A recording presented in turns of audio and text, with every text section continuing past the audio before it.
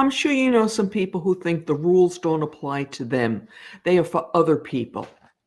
They are the ones who look at company expense reimbursement policy as just a set of guidelines, or rather rules that they can maneuver around so they can get their hands on some money that they're not entitled to. We're going to take a look at 5 ways they do this, as well as the best practices that you can use that will stop them dead in their tracks, that will put an end to this game playing. Hey guys, I'm Mary Schaefer, founder of AP Now, with another AP Now soundbite. These are short, concise talks that provide bits of business intelligence related to the best practices for the accounts payable and payments function. Today, we're going to look at some tricks and games employees use to get around your expense reimbursements policy, as well as the best practices that will put an end to this game playing, as I like to call it. So trick number 1, I call this, I'll take you out to lunch this week, you take me out next week. This is when you have 2 employees, usually at the manager level, perhaps sometimes a little bit higher, usually in different departments, and they go out to lunch once a week, often on Fridays, or at least the example that I encountered was on Fridays. They go out every Friday, they have a grand old time, and they put in for reimbursement. I put in for it this week, you put in for it next week, okay? And they go along their merry way. Okay, and these are meals that really are personal rather than business. Very little business, if any, gets discussed at these meals. Simple best practice to thwart this: managers need to review expense reports and call up their employees who are playing these games. And we find that often managers don't review expense reports, they automatically approve. And that's one of the ways that this gets through. And when the manager starts to notice that, hey, Joe has taken Jim out for lunch, every other Friday for, the last 3 or 4 months, there should be a conversation. And the manager should be the one that's putting an end to this, not somebody in audit or accounts payable. Okay. Let's move on to trick number 2. This is when the manager says, let's have lunch.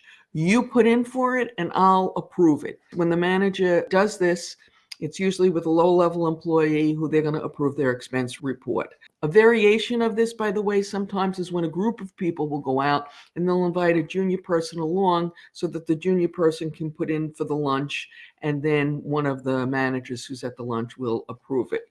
There's a very simple best practice that can thwart this practice, and that is you should have in your policy that the highest level person who is at the meal puts in for it and gets it approved by someone else. Nobody should approve an expenditure where they were a beneficiary. All right, let's see trick number 3.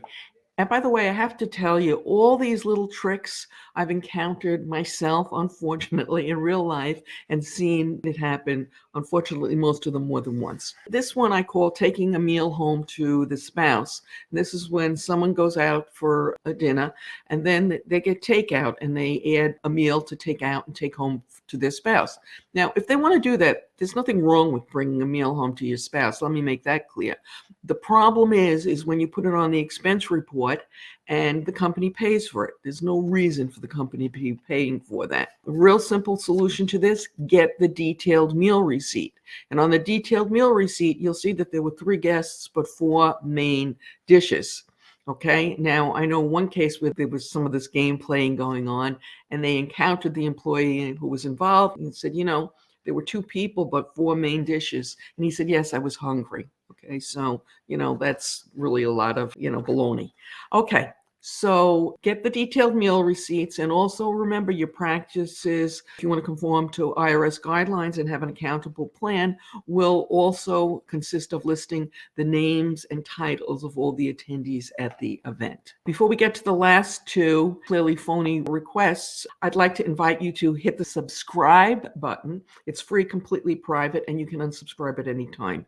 If you happen to be watching on YouTube, you can subscribe with a Gmail account, and if you hit that button next to the subscribe button, you'll be notified when we post new content, which we do now 3 times a week. Tuesdays and Thursdays about accounts payable and payments issues, and on Saturdays about my newest obsession, when we have a little fun and we talk all things Wordle.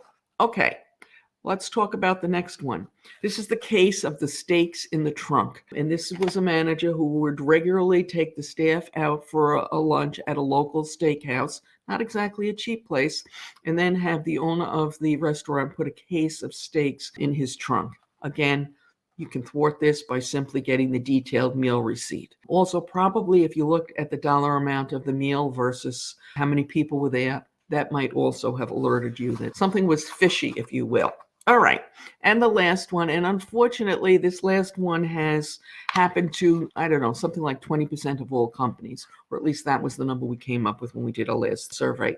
And the best practice to thwart this is to get the detailed meal receipt. Hopefully, your employees will be smart enough not to put a gift card on a receipt that's going to be submitted along with their expense report.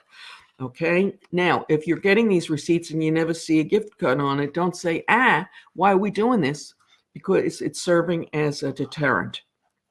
Okay, and you may have noticed that we mentioned receipts several times. How companies treat receipts and what they're asking for has been changing. We recently did another AP short on expense reporting trends related to receipts. You might want to watch it now. There's a link to it in the show notes, and on YouTube it will appear also on the screen. As always, we greatly appreciate your thumbs up, your comments, your shares, and your subscribes.